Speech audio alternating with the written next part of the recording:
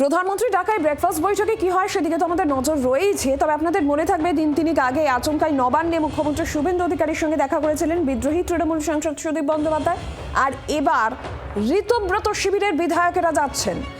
আজ দুপুর 2:30 নাগাদ বিরোধী দলনেতা ঋতব্রত, মুখ্য সচেতক আখরুজ্জামানরা তারা যাচ্ছেন নবান্নে। তাদের যাওয়ার কথা রয়েছে এমনটাই জানতে পারা যাচ্ছে।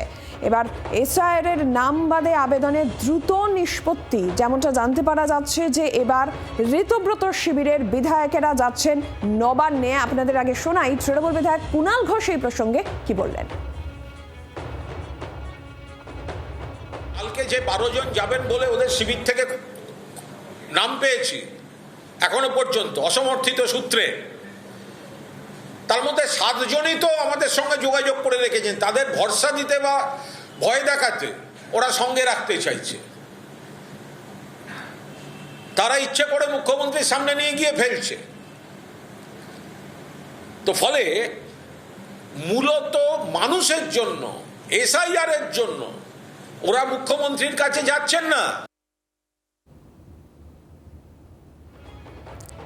ঋতব্রত বন্দ্যোপাধ্যায় কি বললেন নবান্নে যাওয়ার প্রসঙ্গে, তার বক্তব্য শোনাব। এটুকুই বলে দিচ্ছি আজকে যে সংখ্যাটা 12 নয়। তো এবার 12-র মধ্যে 7 বেশি হতে পারে, কম হতে পারে, কিন্তু 12 নয়। কুণালবাবুও যেহেতু আমাদের সঙ্গে যোগাযোগে আছেন, তো সেই জন্য কেউ একটা ওনাকে 12 বলে দিয়েছিল, উনি তার মধ্যে 12-র মধ্যে 7 বসিয়েছেন। কিন্তু ওনাকে সব ইনফরমেশন আমরা ডাইভালজ করি না, যার ফলে শুধু এটুকু বলছি ওটা 12 নয়। বলেছেন 12-র মধ্যে 7, তো হয়তো 14 বলতেন যে 14-র মধ্যে 10। তো উনি যা বলে খুশি থাকুন না, সমস্যার কি আছে। আমরা গোটা বিষয় নিয়ে কথা বলবো। শ্রেয়সী গঙ্গোপাধ্যায় প্রতিনিধি রয়েছেন আমাদের সঙ্গে। শ্রেয়সী, এর আগে জুন মাসের 3 তারিখ মুখ্যমন্ত্রীর ডাকা প্রশাসনিক বৈঠকে যোগ দিতে ঋতব্রতরা নবান্নে গিয়েছিল এবং তারপরে যে ভাঙন চিত্র আমরা দেখেছি, আজকে আবারও নবান্নে যাওয়ার কথা, আবারও সেই ভাঙন নিয়ে একটা জল্পনা তো রয়েইছে। এই মুহূর্তে তোমার কাছে কি খবর রয়েছে? নবান্নে যাওয়ার কারণ ঠিক কি জানা যাচ্ছে এখনো পর্যন্ত?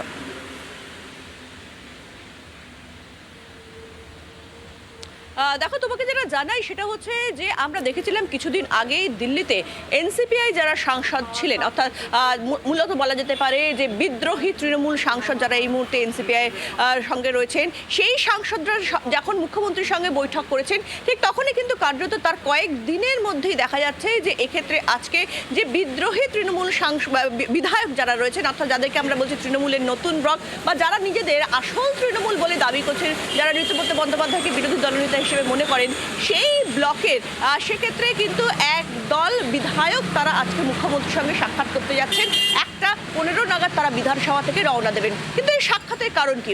এক্ষেত্রে মুখ্য সচেতক যিনি রয়েছেন তিনি যেটা জানিয়েছেন, এই বিদ্রোহী বা এই তৃণমূল ব্লকের যিনি মুখ্য বলা যেতে পারে বিধানসভার যিনি মুখ্য সচেতক রয়েছেন, বিরোধী মুখ্য সচেতক আখরুজ্জামান, তিনি যেটা জানিয়েছেন যে এক্ষেত্রে কিন্তু মূলত এই বৈঠক হবে সেক্ষেত্রে এসআইআর ইস্যুতে, অর্থাৎ এসআইআর এর ক্ষেত্রে যাদের যাদের নাম বাদ যাচ্ছে সেই ব্যক্তিদের নাম যাতে দ্রুত সেক্ষেত্রে আলোচনা করে রোহিঙ্গাদের নাম ঢুকুক, বাংলাদেশিদের নাম ঢুকুক, সেটা তারা চান না। কিন্তু যাদের ন্যায্য তাদের নাম যাতে ঢোকে, সেই জন্য যাতে ট্রাইব্যুনালের যে ব্যবস্থা, সেই ব্যবস্থা যাতে সব জেলায় একটা করে বোর্ড গঠন করা যায় বা অন্যান্য যাবতীয় কাজগুলো যাতে যত দ্রুত সম্ভব করা যায়, সেই বিষয়টার ওপরেই কিন্তু কার্যত জোর দিয়ে তাদের এই বৈঠক। এবং সূত্র মারফত যেটা জানা যাচ্ছে যে এই বৈঠকে কিন্তু কার্যত বিভিন্ন যে জায়গাগুলো রয়েছে, যেমন মালদা, মুর্শিদাবাদ, দিনাজপুর কিংবা উত্তর বা দক্ষিণ 24 পরগনা, এই জায়গার মূলত যারা সংখ্যালঘু যারা বিধায়ক তারা কিন্তু কার্যত এক্ষেত্রে যেতে চলেছেন এই বৈঠকে। ফলে সেই জায়গা থেকে দাঁড়িয়েই কিন্তু সিংহভাগ সংখ্যালঘু বিধায়ক তারা কিন্তু যাবেন, এমনটাই কিন্তু জানা যাচ্ছে। এবং তোমাকে এটাও জানিয়ে রাখি যে এই বৈঠকে আরও একাধিক বিষয় উঠতে পারে, এমনটাও কিন্তু মনে করা হচ্ছে। ফলে নিশ্চিতভাবে বলা যেতে পারে যে আজকে যে এই বৈঠক, সেই বৈঠক অত্যন্ত তাৎপর্যপূর্ণ। ধন্যবাদ।